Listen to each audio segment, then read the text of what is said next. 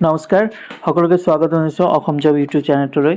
তো বন্ধুবান্ধৱীসকল, আজিৰ ভিডিঅ'টো হৈছে যে অইল ইণ্ডিয়া লিমিটেডৰ ফালৰ পৰা যিটো আবেদন প্ৰক্ৰিয়া আৰম্ভ হৈছে, অৰ্থাৎ এডভাৰটাইজমেণ্টটো মুকলি কৰি দিছে। তাৰে গ্ৰেড 3 গ্ৰেড 4ৰ কেইটামান পোষ্ট আছে।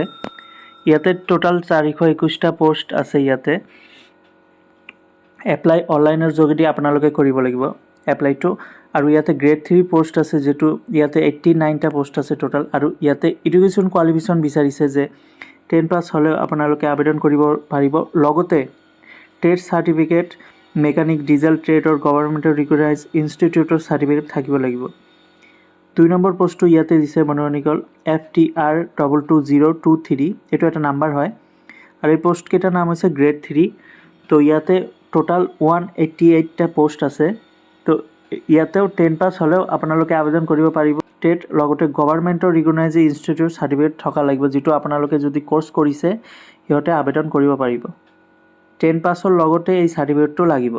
অকল 6টা পোষ্ট আছে আৰু কোৱালিফিকেশ্যন বিচাৰিছে 10 পাছ, লগতে সেই চাৰ্টিফিকেটটো লাগিব, যিটো ট্ৰেড চাৰ্টিফিকেট বুলি কোৱা হয় ৱেল্ডাৰ ট্ৰেডৰ।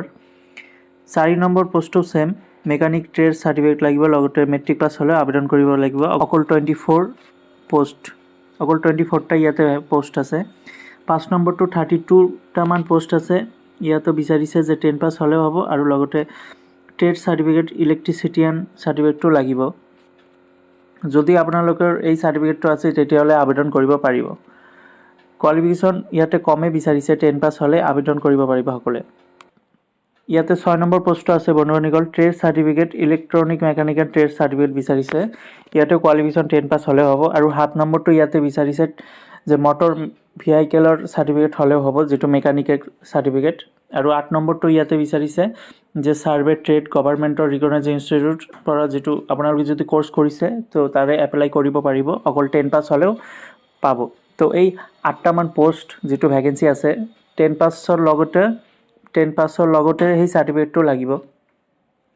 আৰু ইয়াতে দিছে এমপ্লয়মেণ্ট এক্সচেঞ্জ ৰেজিষ্ট্ৰেশ্যন কাৰ্ড, এইটোত লাগিব।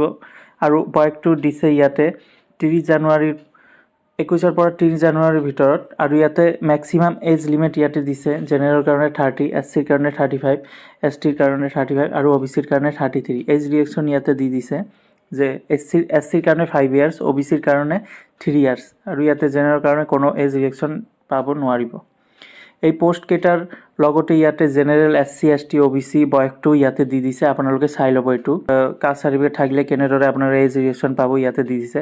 SC, STৰ কাৰণে 5 ইয়াৰ্ছ আৰু OBCৰ কাৰণে 3 ইয়াৰ্ছ। হেল্প ডেস্ক ইয়াতে নম্বৰ দিছে বন্ধুবান্ধৱীসকল, যদি আপোনালোকে ফোন কৰি আপোনালোকৰ কিবা অসুবিধা হ'লে ফোন কৰিব পাৰে। এইটো নাম্বাৰটো ইয়াতে দি দিছে 0796904943। আৰু ইয়াতে এপ্লিকেশ্যন ফিজ দিছে, OBC কেণ্ডিডেটৰ কাৰণে আৰু জেনেৰেল কেণ্ডিডেটৰ কাৰণে 200 টকা প্লাছ GST এপ্লাই কৰাৰ সময়ত পে' কৰিব লাগিব। আৰু SC, ST, EWS কেণ্ডিডেটৰ কাৰণে 1 পইচা পে' কৰিব নালাগে। আৰু PWBT এক্স ছাৰ্ভিচমেনৰ কাৰণে 1 পইচা পে' কৰিব নালাগে। এইটো আছিল অইল ইণ্ডিয়া লিমিটেডৰ ফালৰ পৰা যিটো আবেদন প্ৰক্ৰিয়া আৰম্ভ হৈছে। এপ্লাই অনলাইনৰ যোগেদি কৰিব লাগিব। যদি ইচ্ছুক কেণ্ডিডেট আৰু আপোনালোকৰ 10 পাছৰ লগতে যদি চাৰ্টিফিকেটটো থাকে তেতিয়াহ'লে আপোনালোকে আবেদন কৰি দিয়ক। এইটো এটা ভাল জব হয়, আৰু ইয়াতে দৰমহাও ভাল দিছে। দৰমহাটো মই উল্লেখ কৰা নাই, এডভাৰটাইজমেণ্টটো ডাউনলোড কৰি আপোনালোকে চাব পাৰিব। আৰু এই পোষ্টকেইটা আবেদন কৰাৰ বাবে মই ডেছক্ৰিপশ্যন লিংকটো দিছোঁ, তাৰ পৰা গৈও আবেদন কৰিব পাৰিব। তো বন্ধুবান্ধৱীসকল, আজিৰ ভিডিঅ'টো এইখিনিয়ে। যদি ভিডিঅ'টো ভাল লাগে লাইক আৰু নিজৰ বন্ধু বান্ধৱীক শ্বেয়াৰ কৰি দিব।